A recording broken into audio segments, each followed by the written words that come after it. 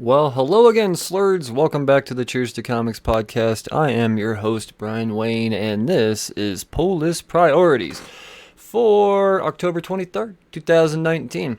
If you're not familiar with what the premise of Pull List Priorities is, it's essentially me reminding you, getting you all hyped up, making sure you don't forget about the books hitting shelves on the next coming Wednesday, because here we are. A Wednesday is come and gone. Comics are still going to happen, and you need to be reminded about them. At least I need to be reminded about them, and I'm here to make sure y'all don't miss out, whether you're a speculator or a completionist. This is your show, so let's get on with it. We're going to start out with indies, like I have been known to do. We're going to start out with Action Lab Danger Zone. So this one right here, alright, big gap between 1 and 2, but the wait is worth it, I promise you. I got the chance to peek. Going to the Chapel number 2, baby. We had David Pepos on the show not too long ago to promote and hype up and give us a rundown of Going to the Chapel and Spencer and Locke and all that other good stuff. So if you're a fan of Spencer and Locke and you like that writer, this is the same guy doing Going to the Chapel, and there's I don't know how to describe this book. I mean, there's lots of ways to describe it, but I'll let you be the judge of it when you go pick it up yourself. And like I said, go back and listen to one of those past Creator Corner episodes and get an insight as to who David Pepos is. He's a swell guy, hell of a guy, really insightful. That's it from Action Lab Danger Zone, though. Let's go on to Oni Press. So Oni Press, I initially, when I was going through and doing the slight preparation that I normally do, I looked at Oni Press and thought, I don't think I'll be talking about Oni Press. Because, for one, there's just not a lot to look at. We've got a trade paperback for something that I've never heard of before, called Long Con. But the issue coming out is something that I've never actually read, but I've heard the name tossed around a lot. And the way my brain worked is, when I initially read this word, it didn't sound the same in my head. So when I said it out loud, I was like, oh, that's what Kaiju Max is. So Kaiju Max Season 5, Volume 1. I like how everything's in seasons now. Or not Volume 1, Issue 1. What is going on here? So, new season, new jumping on point. Alright, that says a lot. The longest rampage is on the Orange Mile. Follow us down into the bowels of the earth to Kaiju Max's death row, where all appeals to cosmic justice have been exhausted and the planet's worst killers await their fates. Powerful mob boss Picadon is defiant as he is finally brought to trial for an infamous cop killing, but his legendary reputation is on the wane after a long time in hiding. Up on the pound, the remnants of the prison's other gangs adjust to the arrival of charismatic new inmate Sprinkles the Uni-Dragon, whose history and charges are shrouded in mystery. Alright, well, that was a, you know what? I think we started out strong with the first Previews World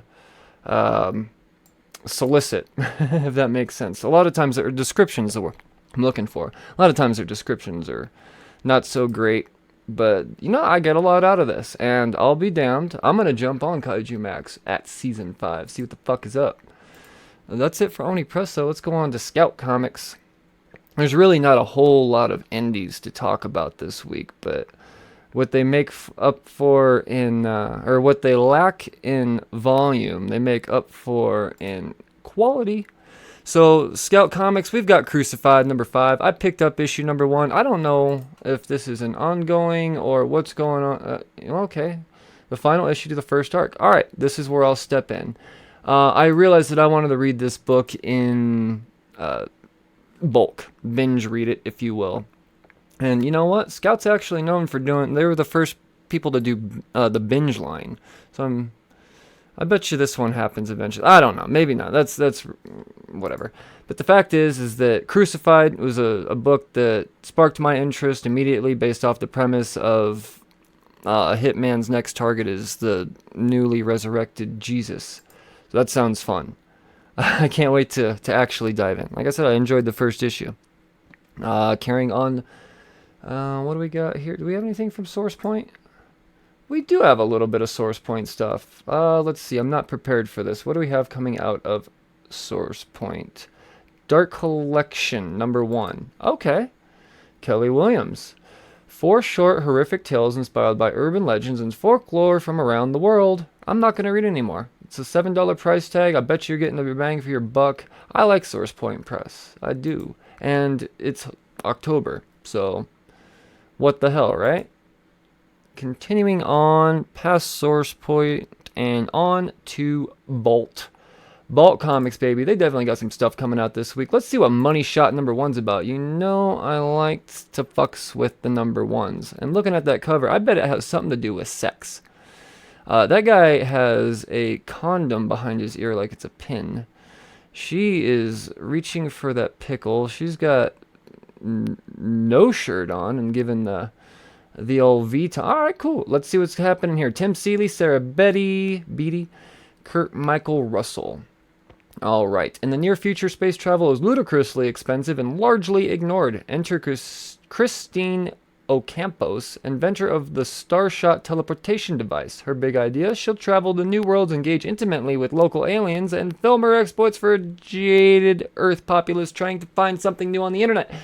All right, Big Brother horny space aliens is how I would. 4 words. Big Brother horny. Okay, 5 words. Big Brother horny space aliens. Sounds fun. Tim Seeley's kind of the man too. It's kind of a big deal. I'm gonna check it out. And then Resonant #4. So I remember very much enjoying the first issue of Resonant. And for whatever reason, I guess I didn't add it to my poll or something happened. So I didn't get issue #2. But I've got issue #3. And I don't know. I'm going to have to track it down because I've heard nothing but great things about this book. And based off of what I have read personally in the very beginning, that first issue, it's fucking cool, man. Really, really, really cool. So highly, highly recommended on Resonant. Go back, track down old issues. You know what to do. Let's move on to the bigger indie companies, the household names like Image Comics. Criminal, #9. I'm not reading Criminal, but I'll give you a description. What the hell? Ed Brubaker, Sean Phillips, teenage Leo Patterson takes center stage as his best friend Ricky Lawless starts to drag him down a destructive path. Cruel Summer, the story of the last days of a series favorite, Teague Lawless, continues as Brubaker and Phillips deliver the best monthly comic on the market. Well, the best monthly comic that I'm not reading, at least. I don't know. I haven't heard anything good or bad about the book. I should word that differently. I haven't heard anything about the book, so I don't know. But it's an Image title, so I bet you it's all right. It's all right. I like the majority of Image's stuff, and they put out a lot of stuff. This next one I enjoy immensely. Scotty Young and Jorge Corona's Middlewest, #12. This is the end of the second story arc. Or possibly the first. Maybe they're doing a 12-issue story. No, it'd be the second one because the first print or trade's already out. There are countless tales of those unfortunate enough to get tangled up in radar farms. Far fewer are the stories of those who escaped their grasp. So yeah, old Abel got caught up on some little kitty slave farm and Fox is out to track a motherfucker down. I'm digging the shit out of this book. I actually think that Scotty Young has grown to be a better writer than artist. And that's saying something, because the dude's dope as fuck. Now, maybe I'm just tired of his baby art, and that sounds terrible the way I'm saying it. I have several of it posted behind me in Studio Cerebro. It's not that I'm tired of it, but I think I'm just waiting for something new. And the new out of Scotty Young I'm getting is the written word. I love it all. Despite popular opinion, I really liked his 15 issues of Deadpool with Nick Klein. I thought it was cool, man. He brought in some characters I hope to see live on. And Middlewest. Originally I would have said it's a book for everyone, but nah, it's teens and up. I wouldn't say just for teens. I mean, I'm definitely not a teen, and I'm reading the shit out of this book, but I wouldn't recommend it to I don't know, anyone younger than teen, anyone that you wouldn't expose the fuck word to. How's that? Because there's a couple of F-bombs in it. Keeping it going with Image, we've got Pretty Violent #3. I picked up the first issue. I thought it was fine. It's just that it doesn't really fit my reading style. But nevertheless, I have I have good things to say about it. It's fucking pretty violent. It lives up to its names. Gamma Ray has made it to Savior Complex, the headquarters of the most elite superhero team in Bay City, and she's about to find out it's much harder to navigate the expectations of heroes than villains. And that's really what it is. This girl, she's a wannabe superhero. She's trying really hard to be good, but at least based off of what I read in the first issue, she just keeps accidentally killing the wrong people and fucking shit up, and all in a very violent way. Derek Hunter, Jason Young on that book. Keeping it going with Image. Rat Queens. You know what? I'm glad to see that this book is made at 19 issues. And it's not like I didn't have confidence. Because I'm pretty sure I own the first 3 issues. I think I got them in a subscription box way back in the day. But, you know, I dug the shit out of what I've read out of Rat Queens. I know it's got a small following. Maybe bigger than I perceive. But Rat Queens fans, rejoice. It is your week.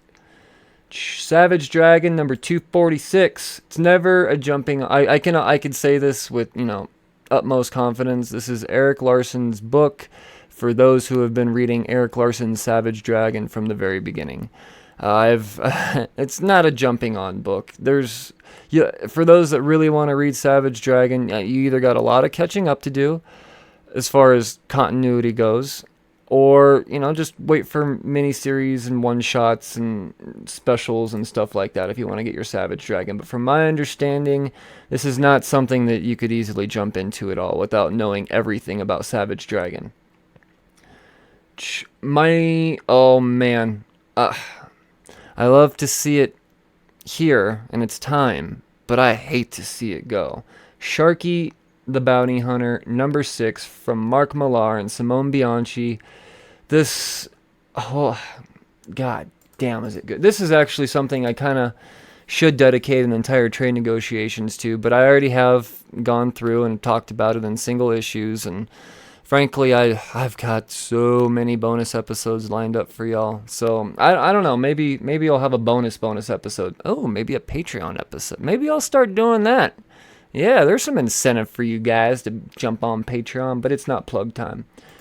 Dark Horse Comics. What do we have from Dark Horse? Alien Rescue, number 4 of 4. New listeners, you're probably not as wore out on this rundown I give. Past listeners, when it comes to me talking about Aliens books, I love Aliens. I read the books when I can. I collect all I can.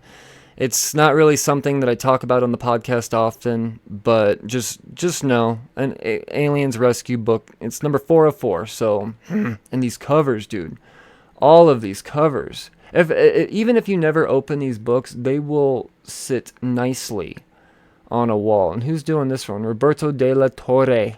Yep, Roberto de la Torre will be making a wall book appearance, I do believe.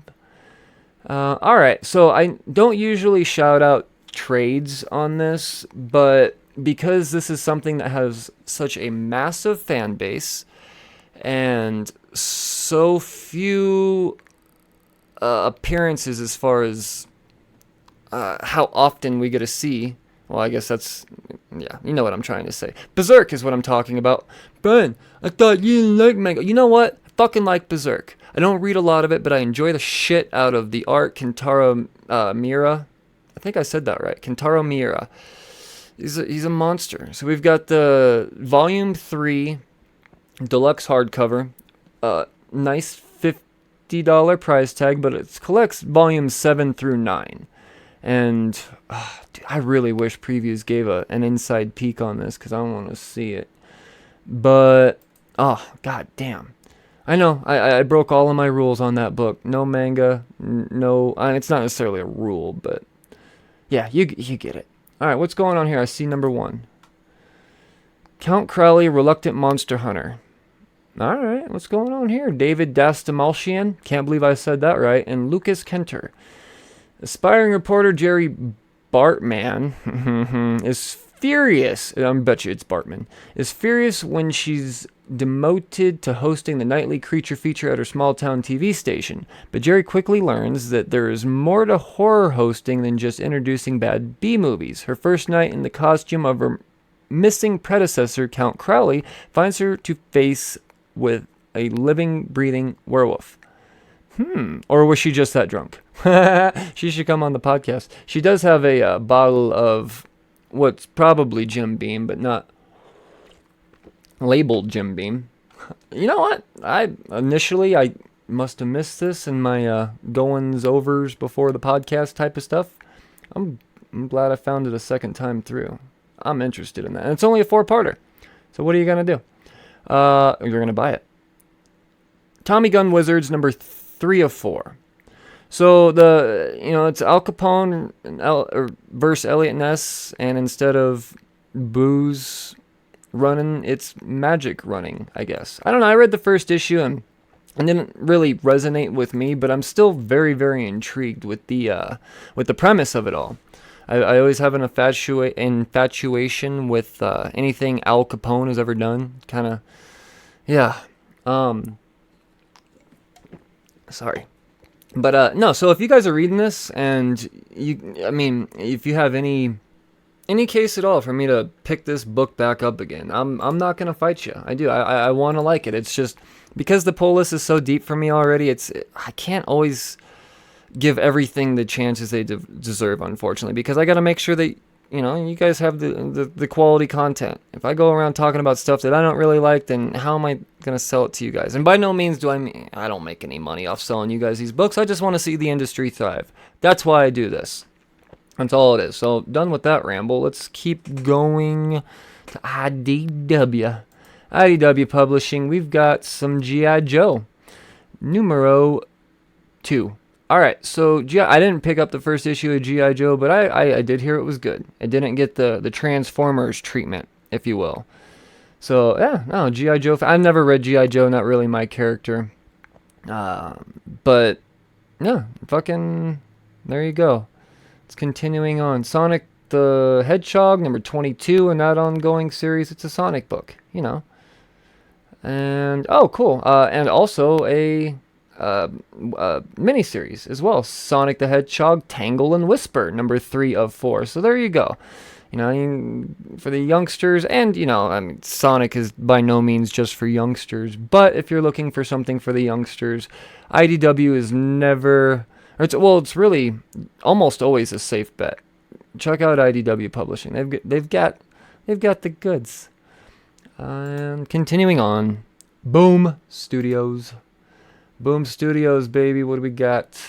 Angel, number 6 for you Buffy fans. Angel. I'm not going to read a description on Angel because I would imagine it's very much just like, the show. How I would imagine. And Lumberjanes, number 67. Alright, so I get asked a lot. I've got a little girl. I want to get her into comics. Where do I go? Yes, I could say Wonder Woman and all of that, but send them to Lumberjanes. I haven't read it, but with the amount of people I see buying this for their little girls and how the smiling fucking faces they have when they leave the store with these books, it's, oh man. I Lumberjanes, baby, number 67. Last book of the indies I'm going to be shouting out is another one for the youngsters. This one not necessarily for the feminine, Steven Universe. So I think it's a cartoon. I'm not sure. I don't have kids, so I don't know. But yeah, a fucking Steven Universe. There you are. I like how I'm saying fucking Steven Universe. Sorry, there we go. Let's move on to the big deuce. DC Comics to start. We've got Action Comics number 1016. All right, Brian Michael Bendis, Krasinski's still drawing it. That's cool. I think I did actually drop Action Comics though. I'll have to double check, but I think I'm gonna get my Superman out of Superman. I gave Action Comics 14 issues to really sell me, and it was great at first, but then just the Leviathan stuff kind of lost me, and I realized the Red Cloud stuff I wasn't sure about. But nevertheless, people will still ask you you could ask most people what the best Superman title is, and most of them will say Action Comics. But Yeah, so what's going on here? Clark Kent, defender of the truth. The Daily Planet is under siege as the streets of Metropolis prepare for a gang war. The invisible mafia is invisible no more, and the streets of Metropolis will burn if the truth does not get out. All this and another dive into the secrets of DC's newest teen sensation, meaning Naomi. Oh, there, my mouse is over. Yeah, Naomi. So, I think that's another reason why I dropped this book, is Naomi isn't really, doesn't appeal to me. I don't know. Action comics just not for me anymore. But maybe I'll jump back on it again. We'll see. Oh, we got an annual. That's cool. Aquaman, the second annual from Kelly Sue DeConnick and Vita Ayala. All right, that one's a Year of the Villain tie-in. Wouldn't you know? Wouldn't you know it? Batgirl number 40, Cecil Castellucci, Carmen Giandomenico. All right, Oracle makes her move to confront the creator who abandoned her, Batgirl. But first, she must get our hero's attention, and she's got her sights set on Burnside. With the help of her new minions, the Terrible Trio, Oracle's plan for revenge could mean the end of this hip Gotham neighborhood. All right, yeah, I don't read Batgirl, but yeah, I do buy a lot of Batgirl covers. But yeah, no, it's cool. Batgirl fans, there you are. Batman Beyond, on the other hand, whew. At this point in time, I might have to say that this is,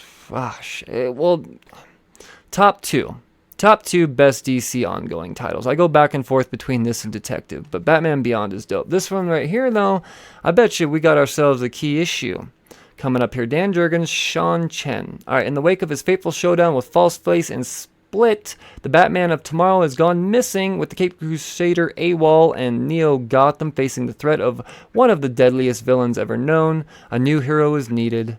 And there's 4 more sentences to this description, but I'm going to go ahead and say pick this book up because we got ourselves a Neo Batwoman coming. I would bet money on it, but not for real because that's illegal. Oh, man. Even if it's not a key issue, Batman Beyond is so fucking solid. I picked it up at issue 24. That's when I started, and I've not been disappointed up until 36. We are now at issue number 37. Batman Curse of the White Knight, number 4 of 8. This is going to be a trade negotiation book. I read the first one and immediately knew that I'm going to, just like with the Batman Who Laughs, I'm just going to have to read it all at once. Otherwise, my brain's not going to be able to process it correctly. But for those of you that are reading it weekly, well, even if you're not reading it weekly and you're saving it, you still got to buy it. So here's your reminder.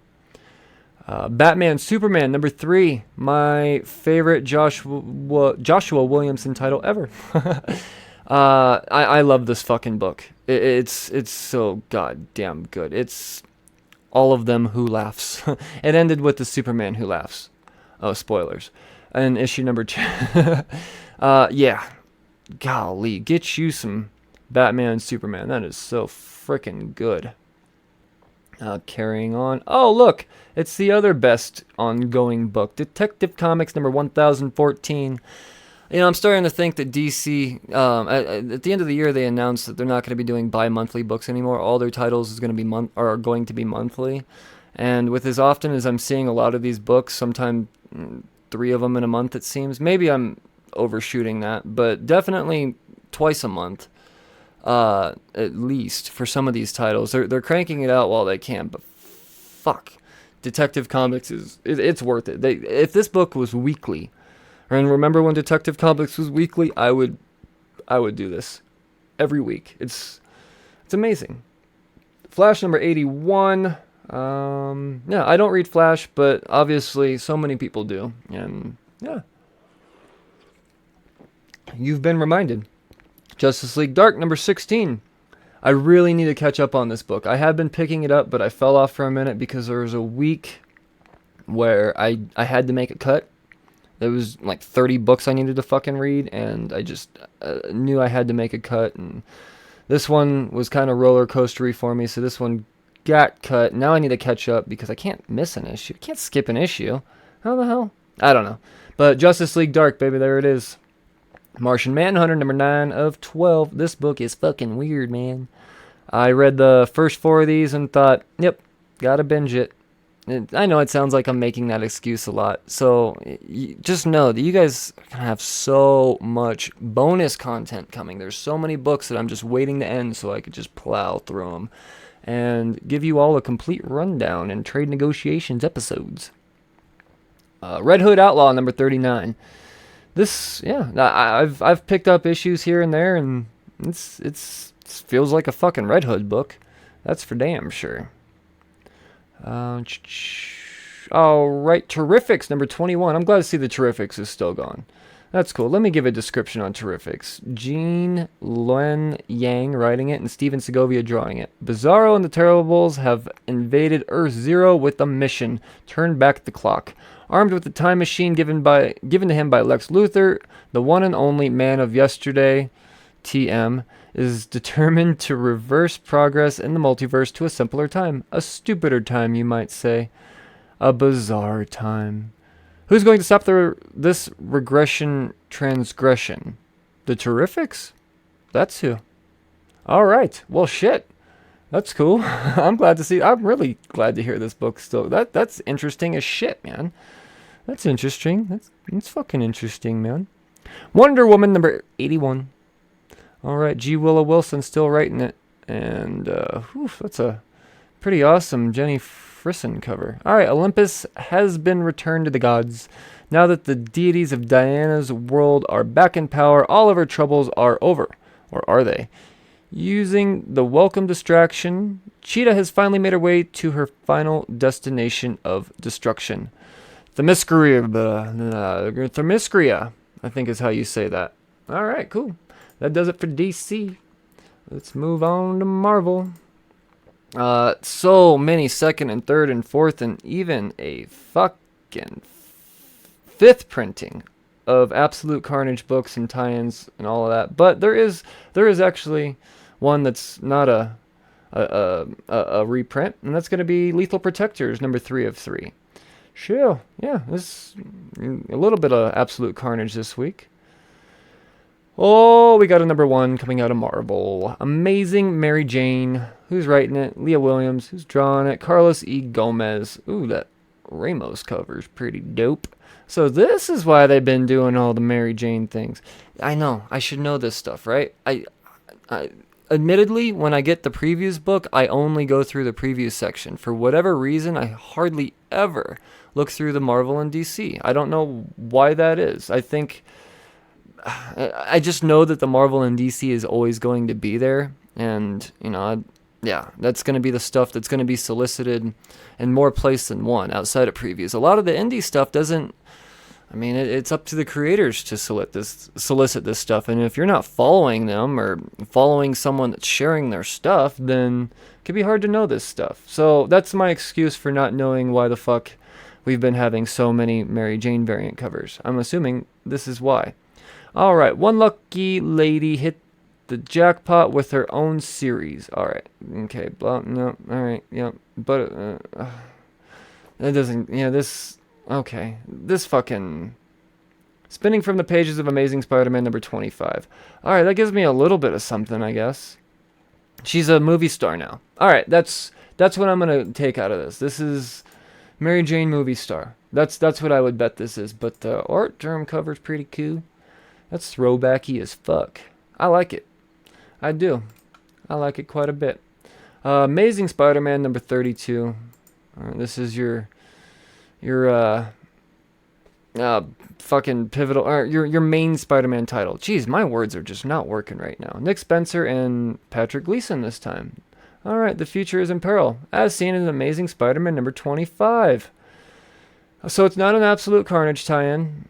And I'm going to apologize on behalf of Marvel for those who had to read the Absolute Carnage tie-in or Spider-Man books that weren't reading Absolute Carnage because you were fucking lost. But it's feel like after 25 issues or so, the book is starting to gain steam. But then the Absolute Carnage shit hit, and at least in my opinion, it put the brakes on it personally for me. But we'll see. We'll see. I'm still picking it up. I'm not gonna not read. I'm not gonna. How could you have a fucking comic book podcast and not talk about the main Spider-Man title. Yes, I do it for y'all.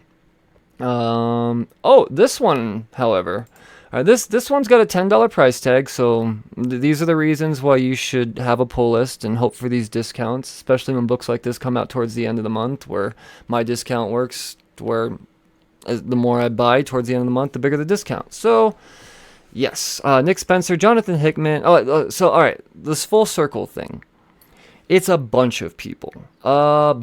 Bunch of people participated in this, and everybody got, I don't know if it was just a part of a story or a page, but I think everybody just got a little bit of a story, and it's kind of it starts with Jonathan Hickman. He starts out, and then they pass it on, and they pass it on, and they pass it on to the next writer, and it comes around full circle. So I've been listening to some interviews and some podcasts about some of the artists talk about this and how much of a nightmare it was to do all this. And pretty much what I got out of this was fuck Jonathan Hickman in the nicest possible way. But, you know, I'm into it. Even if I wasn't getting the discount, I believe that I think it's a $10 book. I would imagine that it's, you know, with all of those mini stories and stuff in it, it's going to be oversized. So I'm in it. I'm in it for show. Avengers number 25. I dig the shit out of Avengers. Jason Aaron, Stefano Caselli. We've got Ghost Rider stuff happening. Cosmic Ghost Rider has made an appearance. He's claiming to be an Avenger now, even though Steve Rogers very much, I mean, he's very out. You're not a fucking Avenger, dude. Yeah.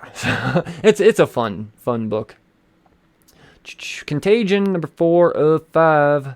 Yep, this is a binge book. I want to read it all at once, and it's not going to take long because it's coming out weekly. Oh, shit. I missed number 3 this week. Uh-oh. I'm going to have to go back and get number 3. But number 4 is out this coming week, so fear not. Oh, speaking of fear, how you like this for a transition? Fearless.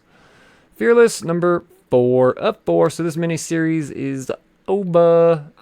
It's the she lady heroes of Marvel coming together to fuck some shit up.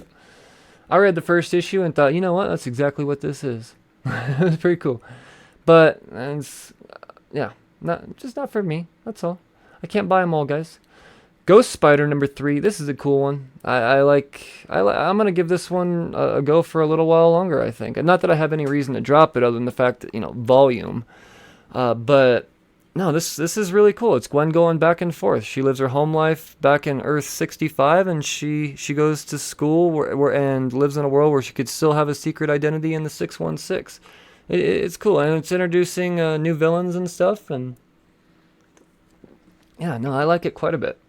And once again, for those of you who may have a youngin' that wants to get into a cool female character like Gwen Stacy, this is Ghost Spider's the shit, man. I like it.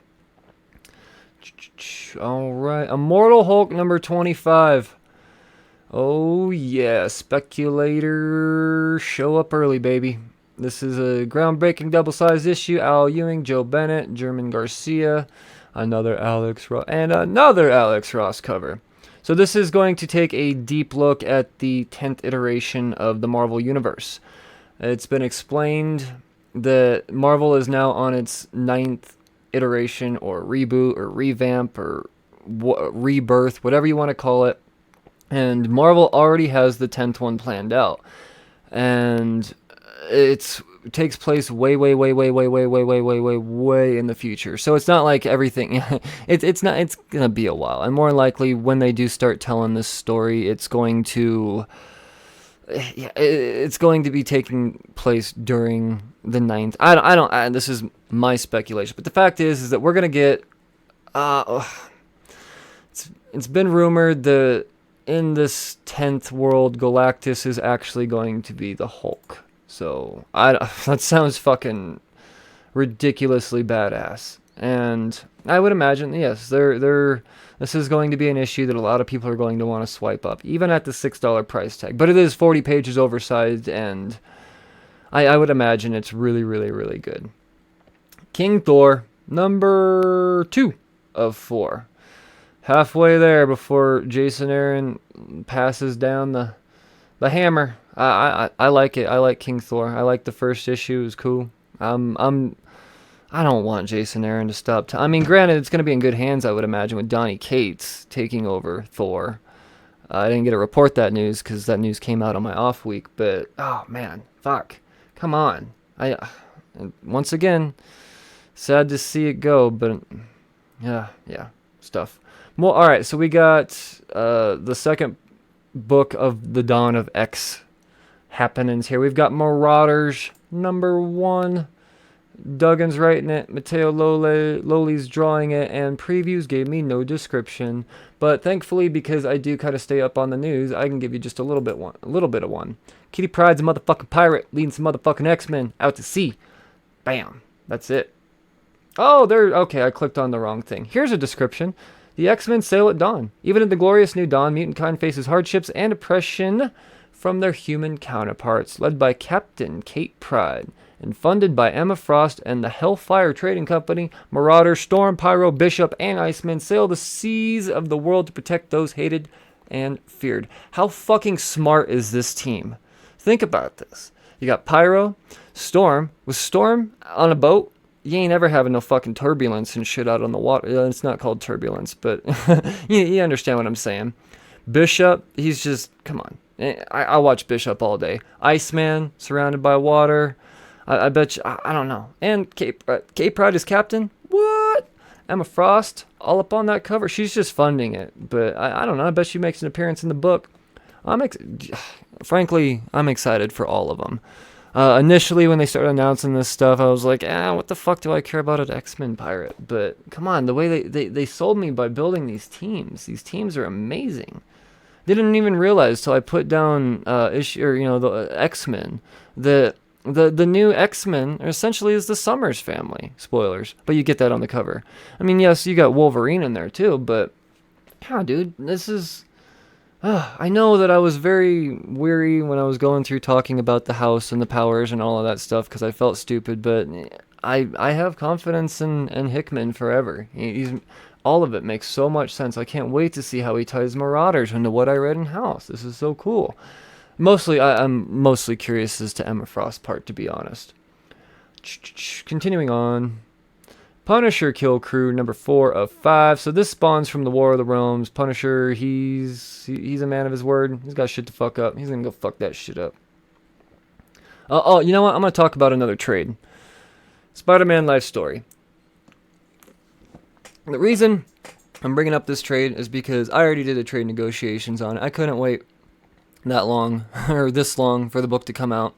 I had to do it after I read all 6 issues. So, yes, I will do a trade negotiations episode that's based off something that hasn't made it to trade yet, but yeah. So, nevertheless, I can tell you that this book's fucking awesome. And if you did listen to the podcast, and you don't need me to tell you that again, just go read Spider-Man Life Story. Star Wars #73, that ongoing's going. Keeping it going. Strike Force #2. I like Strike Force. I like this team. I did not know what the fuck I was reading in the first one, but regardless, I have confidence in Teenie Howard, and I like Blade, and Blade was a huge part of the Strike Force team. I thought I was going to get more of the Strike Force that came out at War of the Realms. That's why I picked this book up, but it's not. But still, it's Blade. He's not necessarily heading up the team, but he's running shit at the moment, at least for this first arc. I hope this is ongoing. Tony Stark Iron Man #17. It's coming to an end. The Ultron agenda and all of that stuff before Iron Man 2020 takes place in, 2020. Dan Slott, Christos Gage, and Francesco Mana doing the inside. And Lozano back on the covers. Fuck, dude, that dude's so good. So good. Yeah, no, I'm kind of bummed because Iron Man has finally hit its stride as a book, and they're going to end it. And I'm skeptical. But I'm still excited at the same time. I am. We'll have to see. And the last book that I'm going to remind y'all of, is Valkyrie, Jane Foster #4. Jane Foster's back on Earth and searching for guidance on her powers and her larger mission. The one woman alive who might have the answers is Annabelle Riggs, but will she be on the side of the grave for long? Ooh, I don't know. And there's more, but yeah, Jason Aaron's writing it, so you know it's good. Al Ewing helping him write. Come on, guys. Jason Aaron and Al Ewing. Jesus fucking Christ. I did read the first issue. I don't know why I don't have issue 2 and 3. I don't know why. But I like it. I really do. And that wraps it up for all of the stuff that I want to shout out, remind you of, all of that good stuff. I know I used to go through and give my most anticipated, but frankly, I don't. Who gives a fuck what my opinion is? I gave you what you need to know, and yeah, you're not gonna go and pick something up that you're not gonna. If I were to give my opinion now, it's not gonna change your mind. You're either gonna pick it up or you weren't. So I'm gonna start dropping that section of the podcast. But with that being said, there is lots and lots to look forward to. Please go to your local comic book store, or your LCS, and hit the new comic book rack. Pick those books up. Let's keep this industry going, baby. Make sure next Wednesday lives on. And if you are one of those people that don't have I don't want to say, we could say luxury of having a local comic book store nearby, order online if need be. Let's keep printing going, baby. Let's keep printing going. There's Mile High Comics, there's Midtown Comics, there's plenty of resources, is my point. There's no excuse to not be getting comics unless you live in a place that doesn't have a fucking postal service. So, and if that's the case, I don't even understand how you're listening to this podcast, because they probably don't even have internet in that podunk fucking town. So, support the podcast. Support the podcast by going to Patreon. As I mentioned earlier, I'm going to start. I mean, you already get your money's worth by becoming a Patreon. I'm very confident in saying that. And goddamn, do I appreciate my Patreons. It really does help. It helps me to know that you guys appreciate, as listeners, the content I'm putting out. And it does help support this podcast financially. You know, there are tons of books to buy and equipment and all of that good stuff. So yeah, the more supporters I have, the higher quality show you all get. And eventually, we're gonna kick this baby to 5 days. Five episodes a week is the goal down the road. But that's thinking long term. It takes supporters and patrons to do it. If you want to support, but not financially, I'm not going to judge you. You could do that very easily by just dropping a review on iTunes or wherever you listen to your podcast. Reviews help tremendously. It boosts up, the ranking of the podcast, and how much easier it is for people searching for this type of stuff to be able to find it. So your effort is not wasted, I assure you, and goddamn is it appreciated. So with all that being said, make sure you follow the Cheers to Comics podcast on all social media platforms, Facebook, Instagram, and best of all, Twitter. That's the easiest place to reach me. Questions, comments, concerns, trolling, I accept it all, baby. Bring it on. So thank y'all, Slurred, so much for tuning in again to another edition of Polis Priorities. You Slurreds, read responsibly. Cheers, fuckers.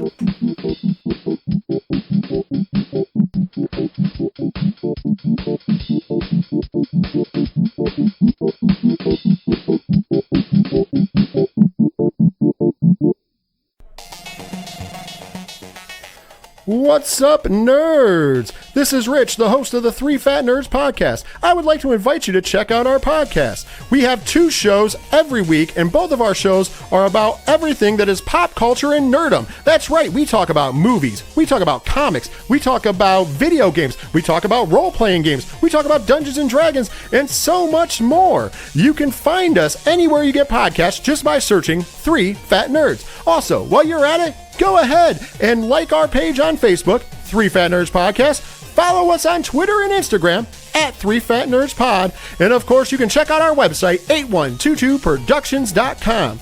Most importantly, I hope you enjoyed the show. With that being said, there's only one thing left to say. That's later, nerds.